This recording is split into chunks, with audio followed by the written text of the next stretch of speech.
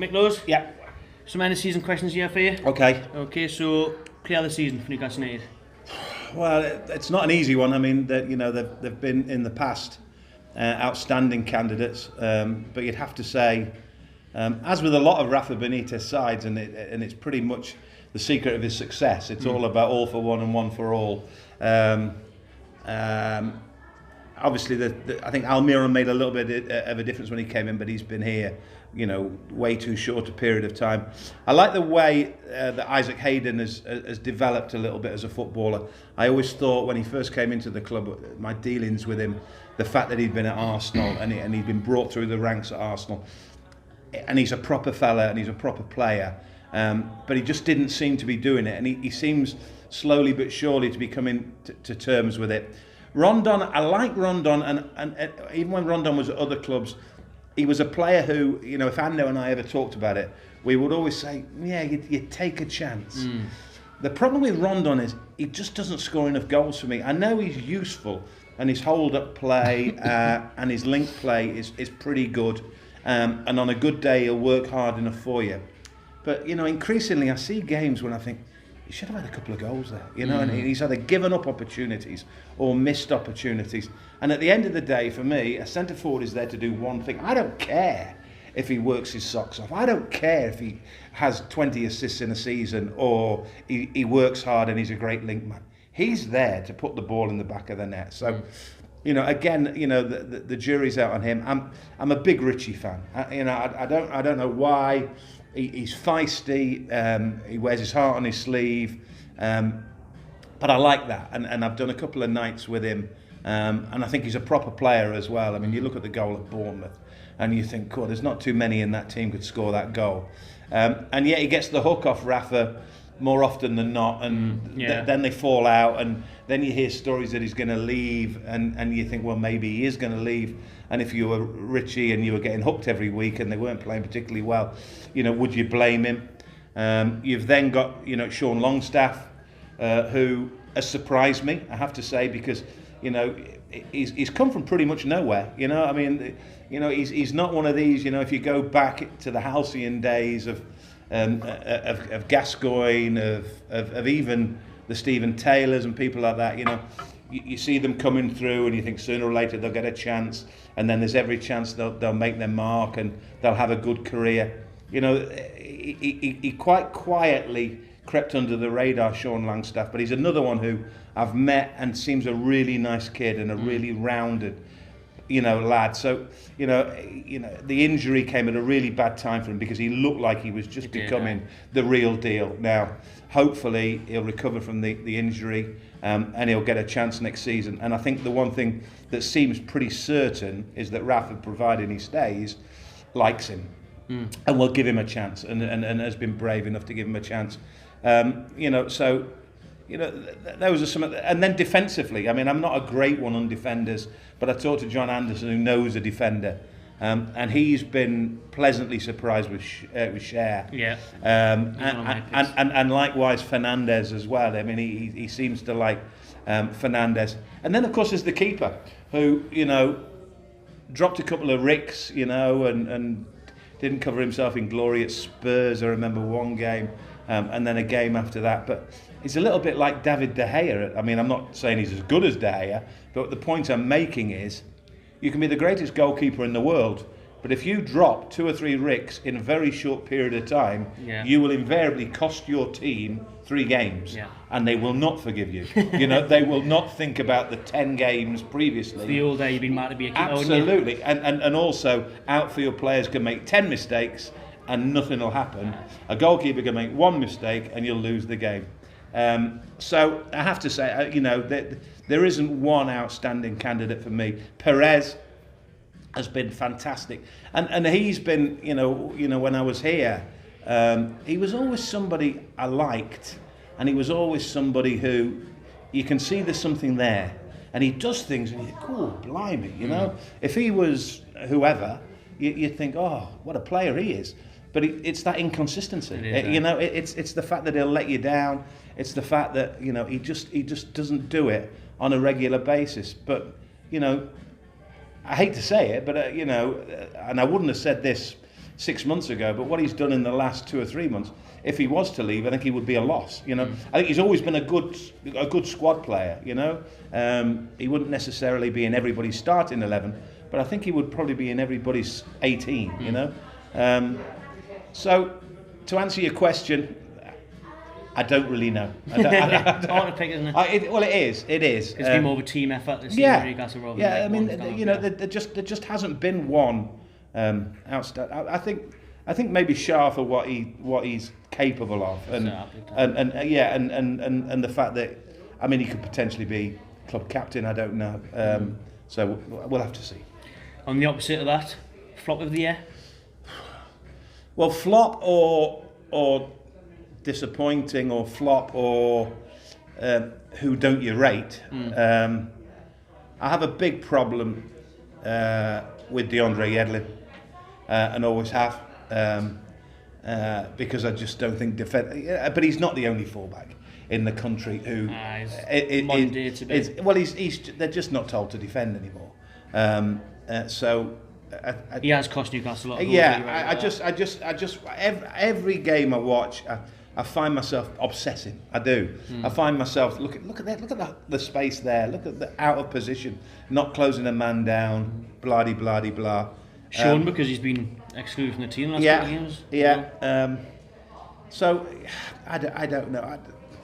I think in the same way that it's difficult to pick a player of the season, I think it would be unfair to say there's been a flop of the season, because I think they've all, there was always that line, wasn't there? Is he an 8 or 9 out of 10? Well, he's occasionally an 8 or 9 out of 10, but more often than not, he's a sort of 6 or 7 out of 10. I think what you've got with Newcastle as a team is that they are pretty much across the board a fairly steady 7 out of 10 across the board. There are some who perform slightly better than others, and there are some. Yedlin being, I don't want to pick on the kid, because his heart's in the right place and he is a nice lad.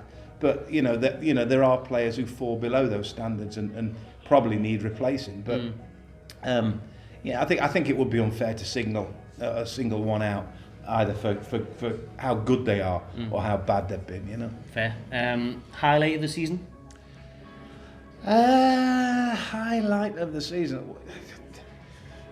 You would have to say Manchester City. You would have to say beating Manchester City, because regardless of how you did it, and regardless of how it came about, and whether it was a great performance or it wasn't a great performance, or whether Manchester City were good, bad or indifferent, just to beat Manchester City is an achievement in itself.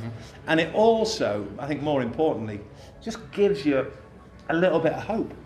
A little bit of food for thought, because as I said earlier, I think Rafa does have this project in mind.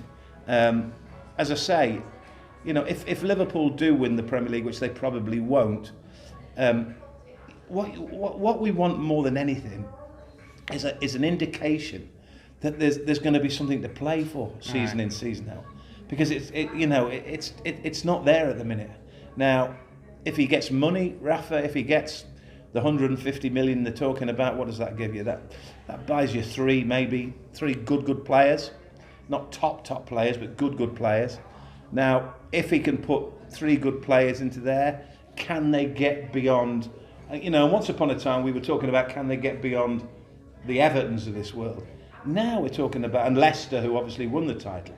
But now you're starting to factor in Wolves and Watford.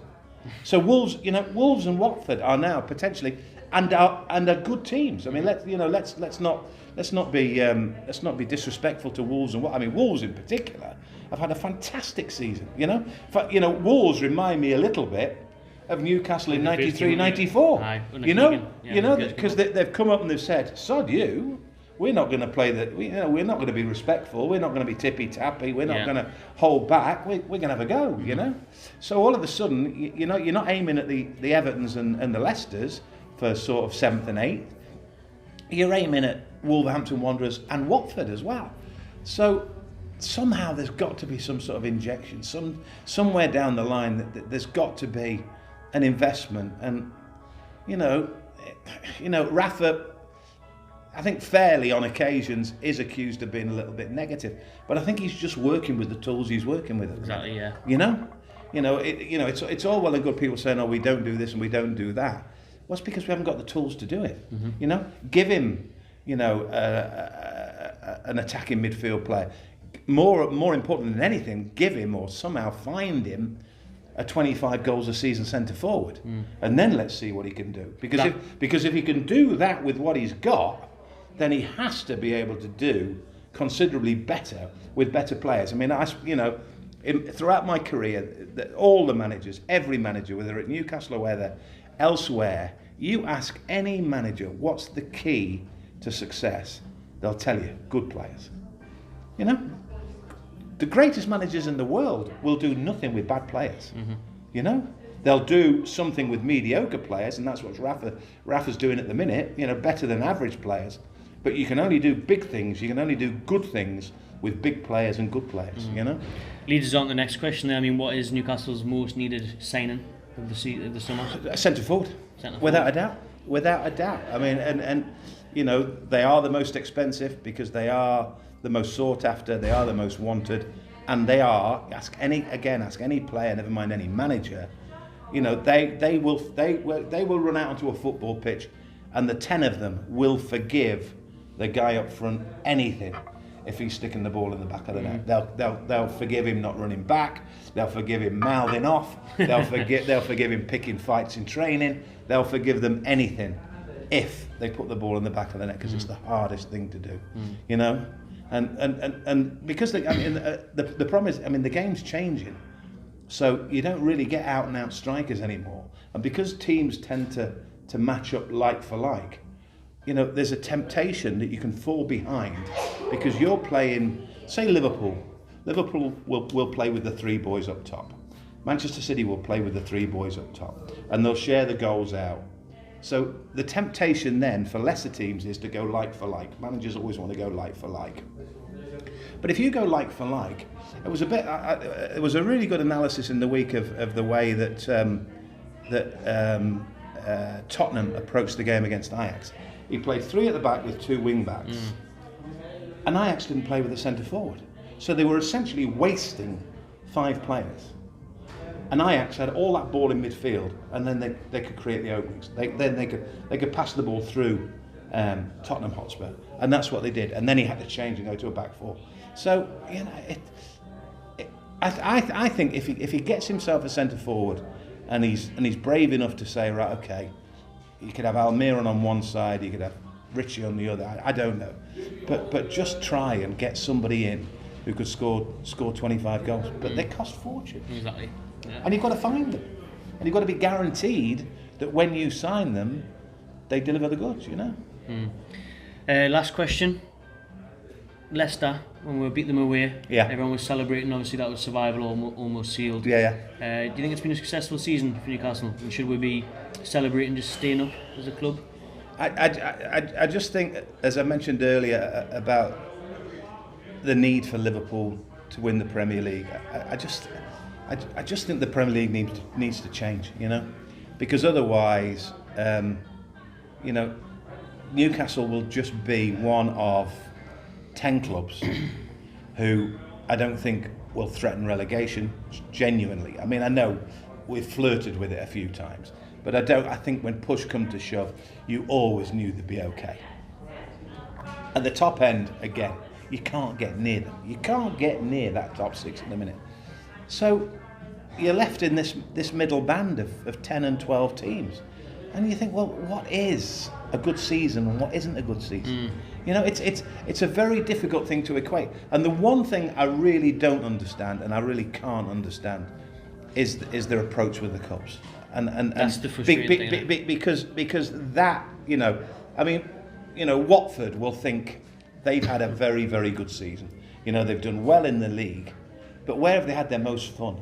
Where have they had their most enjoyment? In that FA Cup. One of the greatest semi-final comebacks ever. And this is Watford.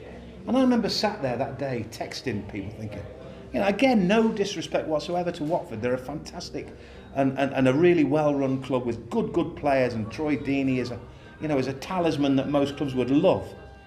But Watford are having halcyon days, and Newcastle are feeding off scraps, you know. And all they've done is take a football competition seriously, take the FA Cup seriously.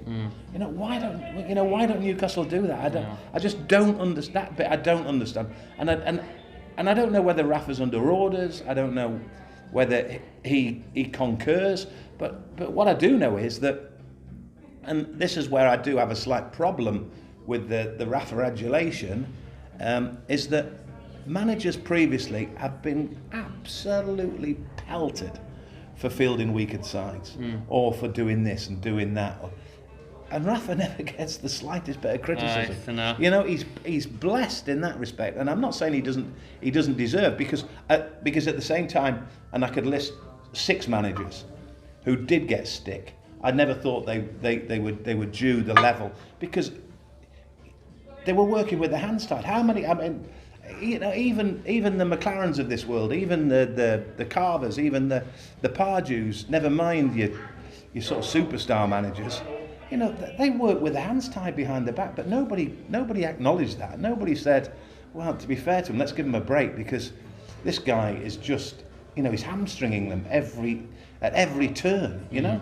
Whereas Rafa is being treated exactly the same. He's been given just as little money. But and he is the perfect manager for Mike Ashley, because with very little money he'll keep them in the division, and that's all he wants. He just wants to be in the division. So I don't know. I think I would, in terms of what would be a good season, what would be a bad season, let's just have a go at the cups. Let's just see if we can't win an FA Cup or a League Cup, you know. Because in real terms, going back to 98 and 99 and 2000. And then the semi-final at Cardiff as well, it's always been the closest we've come to genuinely winning anything anyway, you know. So we'll see. And it was Watford that knocked us out of the cup. And absolutely, they've got a great day out of Wembley before. I mean, they'll get beat, but they'll have a go. You know, it's not impossible. You know, I mean, Newcastle lost to the double winners and the treble winners. You know, so who's to say that the same won't before Watford? But as you say, they'll have a good day. They'll remember it. And it's, you know, it's a springboard, you know. But all right, perfect. Thanks very much, Mick. Appreciate it. Cheers, no problem. Cheers.